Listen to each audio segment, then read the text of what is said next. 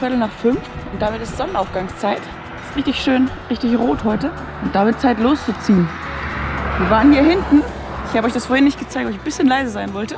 Ganz am Ende dieser Straße war ich im Wohnhaus in der Garage. Und dann haben wir hinter der Garage geschlafen. Das war richtig easy. Und heute geht es nach Belgrad, Zuri. Das ist der Mond und hier kommt die Sonne. Wird ein richtig schöner Tag. Voll schön zusammen Sonnenaufgang wach zu sein. Eine ganz eigene Stimmung. Wir sind noch 24 Kilometer bis Shabbat. Da wollen wir dann frühstücken. 24 Kilometer gehen hier über eine quasi Nebenstraße. Ich bin gespannt, wie die serbischen Nebenstraßen so sind. Ich hoffe besser als die kroatischen, dass sie nicht irgendwo aufhören. Zumindest kann Zuri rennen, das ist jetzt super. Aber es war auch super angenehm gestern. Also es waren knapp 30 Grad. Das ist echt perfekt zum Rennen oder zum Fahren. Ja, die Hunde. Das müssen wir mal gucken. Wir werden schon an vielen Höhen vorbeikommen.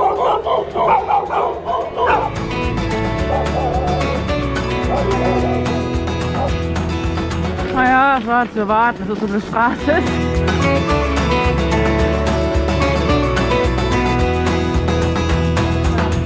Also man sollte im Ausland echt die Nebenwege vermeiden, weil der Weg, den wir eigentlich fahren wollten, der ist einfach in einem Feld geendet. Und jetzt müssen wir gucken, ob wir irgendwie noch einen anderen Weg drumherum finden, zumindest ins nächste Dorf, um auf die Hauptstraße wiederzukommen. Oder vielleicht endet er hier auch. Da müssen wir komplett zurück. Oh, der geht hier einfach nur von Feld zu Feld und ist die falsche Richtung.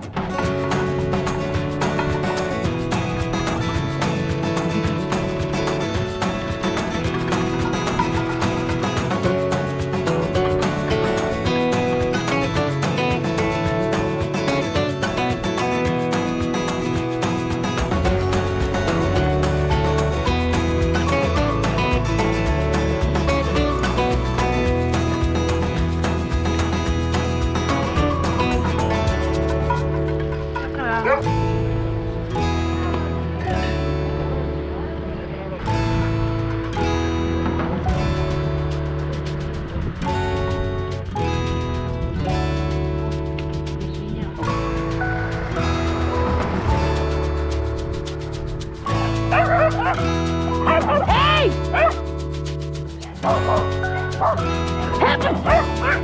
Hörst du auf! Hörst du auf! Aber hau ab!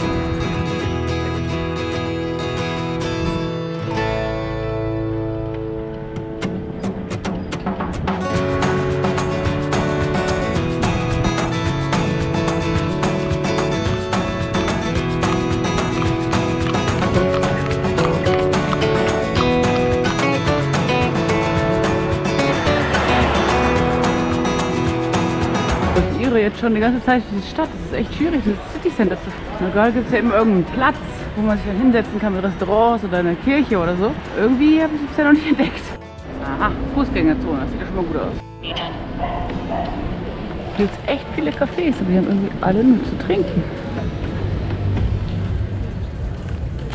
Ich habe tatsächlich ein Restaurant gefunden, das ist zwar da oben, habe ich aber einen Mann gesehen, der Eier isst. Und jetzt habe ich auch Frühstück. Oh, das wird lecker nach 45 Kilometern. Ich habe jetzt echt Hunger. Ich habe jetzt schon so viele Wassermelonen gesehen, mir war echt nicht klar, dass die hier auch wachsen.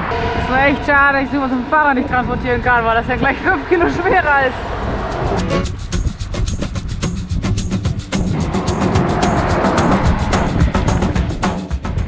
Ja, also die Straße nach Belgrad ist auch irgendwie nichts Besonderes. Ist jetzt irgendwie keine schöne Landschaft, also. Du hast irgendwie so krass auf so geraden Strecken nur so langsam unterwegs sein zu können, weil ich einfach im 4. Gang, ich gebe alles und das ist das Schnellste, was geht. Und jetzt würde ich gerne hochschalten, aber es geht einfach nicht. Muss ich mich immer so ein bisschen ausrollen lassen und dann kann ich wieder neu treten. Das ist einfach so mühsam. Oh, ich freue mich, wenn ich in Belgrad beim Händler bin. Will ich jetzt mal kurz zeigen. Ich habe nämlich gegoogelt, wie man das rausfindet, also wie man das verstellt. Es gibt wohl diese Verstellschraube, die und die. Aber ich habe alle 3 schon rein und raus gedreht und es macht einfach gar nichts. Also ich kann nur diese Gänge hier benutzen. Eigentlich konnte ich noch den 4. benutzen. Warum kann ich den jetzt nicht mehr benutzen? Der geht mich gerade nicht. Das ist die Save. Und das ist die in Slowenien so berühmt ist, weil die so wild ist. Ich kann jetzt einen Gang mehr schalten und ich glaube, ich habe rausgefunden, wo dran es liegt und es ist so bescheuert. Man kann nämlich mit einer Schraube das Ding hier ein bisschen vor und zurück machen. Und ich glaube nämlich, dass es nicht mehr geht, weil das Ding quasi so blöd umgedingst ist, dass es das hindert, nach vorne zu gehen. Aber ich kriege das jetzt echt schlecht auf, weil es ist mit super viel Kraft festgemacht und die Tasche ist auch im Weg. Aber das Ding müsste eigentlich irgendwie nach oben, damit es halt hier nicht die Schaltung blockiert. Also völlig bescheuert.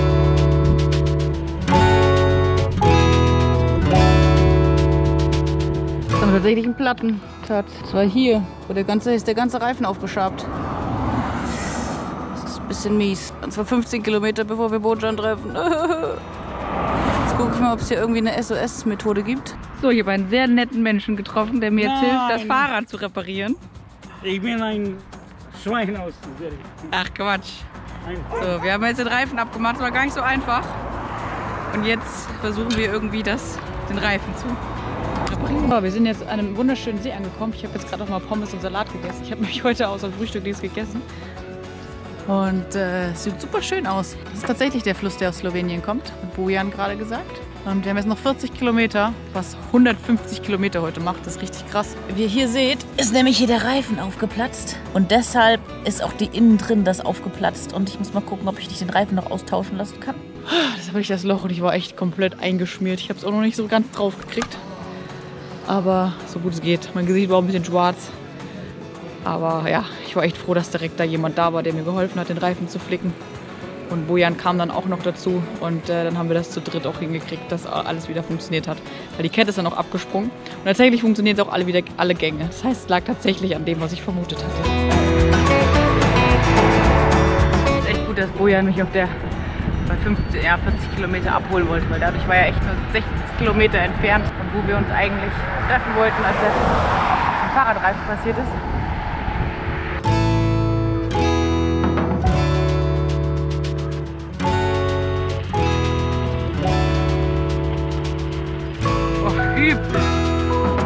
Das ist shit. Was man hier noch viel erkennt, aber es sieht aus wie eine Mondlandschaft, weil die hier nämlich den ganzen Sand abtragen. Die wollen nämlich eine Autobahn bauen, die irgendwie von Budapest nach Serbien führt.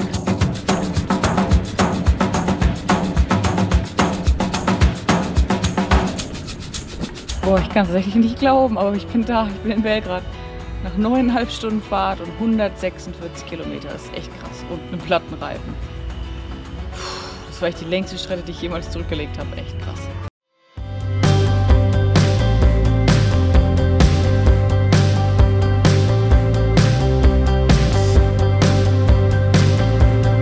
Ich habe jetzt mein ganzes Gepäck in der Wohnung gelassen. Und Bojan und seine Freundin zeigen mir jetzt die Stadt. Ja, gerade von oben. Die Donau, die hier durchfließt. Schön groß. 2 Millionen Einwohner, meinte Bojan. Wow, hier ist richtig viel los. Ja, in Kroatien würden wir jetzt hier eine Yacht nach der anderen sehen. Und hier gibt es so kleine süße Fischerboote. Wieder im Platten, im gleichen Reifen. Ich war jetzt in einem Fahrradladen und habe einen neuen Reifen gekauft und einen neuen Schlauch, weil es jetzt die zweite Reifenfahrt innerhalb von 24 Stunden ist. Und Bojan repariert mir das jetzt und damit komme ich hoffentlich auch nach Deutschland.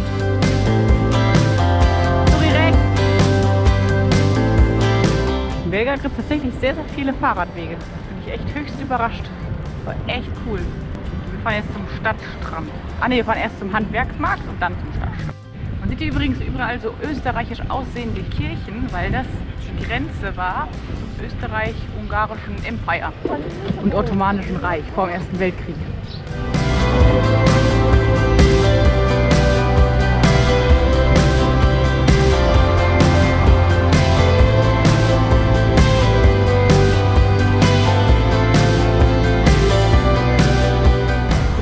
An Fahrradfahrern, die hier schon vorbeigefahren ist.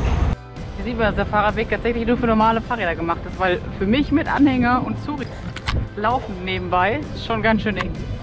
Ganz schön eng.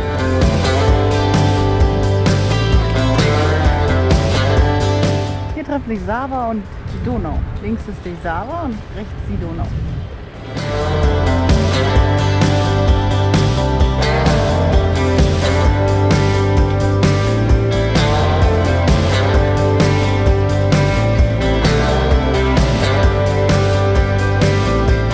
Richtig schönen Platz gefunden. Da vorne ist die Sava und ein Strand. Wir chillen hier so ein bisschen im grünen Bereich, weil hier sehr, sehr viel Platz ist und Zürich hier auch Schatten hat. Das ist auch echt gut. Wir sind echt schon 35 Kilometer geradelt. Ich war echt überrascht. Und Bojan hat mir so ein bisschen was über Belgrad erzählt und auch Serbien. Und wusstet ihr zum Beispiel, dass der Durchschnittsverdienst hier auch so um die 300-400 Euro ist? Und er meinte aber, also offiziell und real, aber eigentlich so um die 200. Das finde ich irgendwie krass, wenn man dann überlegt, dass ein Kaffee halt irgendwie trotzdem 1,30 kostet oder eine Mahlzeit irgendwie 3 oder 4 Euro. Und wenn man dann überlegt, wenn in Deutschland, was Standard ist, so 2000 verdient, das ist so, als ob wir irgendwie 13 Euro für einen Kaffee ausgeben würden im Vergleich. Oder 40 Euro für ein Essen. Also ich meine, das wird doch kein Mensch bezahlen. Das finde ich eben schon krass. Obwohl es für uns so günstig ist, wie teuer eigentlich Essen im Vergleich ist oder wie günstig Essen im Vergleich in Deutschland ist. Muss man sich irgendwie immer wieder klar machen, weil man sich irgendwie beschwert, aber eigentlich ist es richtig, richtig gut.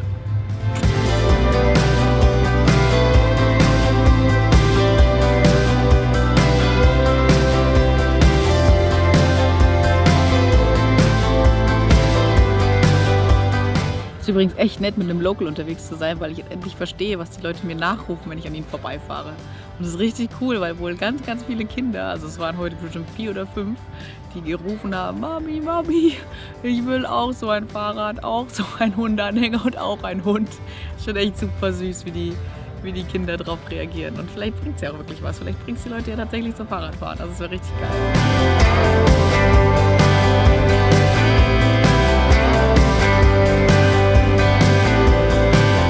Der FKK-Strand ist da vorne.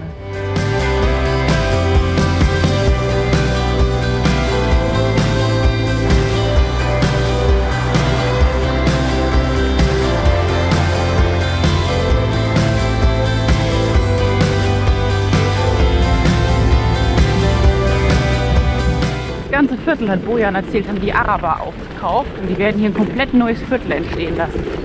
Die haben da hinten am Fluss, sieht man schon so richtig moderne Gebäude, also das wird wohl schon so ein High Society, super modernes Viertel.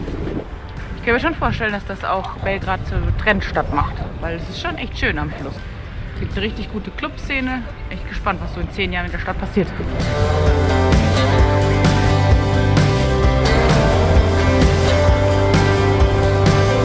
Das Gebäude wurde in den 90ern von der NATO bombardiert, weil es der Sitz des Militärs war im Bosnienkrieg. Ili in Montenegro, der hatte einen Prospekt, wo der Tempel von Belgrad drauf war. Der war so wunderschön. Das so, für mich das irgendwie das Einzige war, was ich in Belgrad sehen wollte. Und da fahren wir jetzt hin.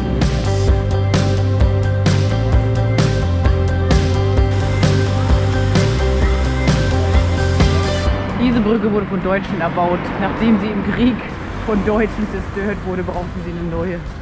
Haben sie selbst sich wieder eine neue gebaut.